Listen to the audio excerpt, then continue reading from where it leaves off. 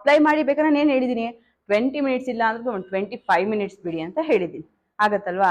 ಅದೇ ನೀವು ಆಕ್ಟಿವೇಟರ್ ಹಚ್ಚಿರೋದನ್ನ ಏನಾದ್ರು ಹಾಕ್ಬಿಟ್ಟು 15 ನಿಮಿಷಕ್ಕೆ ತೆಗಿಯೋರು ಏನಾದ್ರು 20 ನಿಮಿಷಕ್ಕೆ ತೆಗೆದು ಬಿಟ್ರೆ ಟ್ಯಾನ್ ರಿಮೂವ್ ಆಗೋದಲ್ಲ, ಸ್ಕಿನ್ ಮೇಲೆ ಇರೋ ಲೇಯರ್ ರಿಮೂವ್ ಆಗ್ಬಿಡುತ್ತೆ. ಬರ್ನಿಂಗ್ ಸೆನ್ಷನ್ ಆಗುತ್ತೆ, ಅದು ಬರ್ನ್ ಆಗ್ತಾ ಇರುತ್ತೆ, ಲೇಯರ್ ಬೈ ಆಗ್ತಾ ಇರುತ್ತೆ.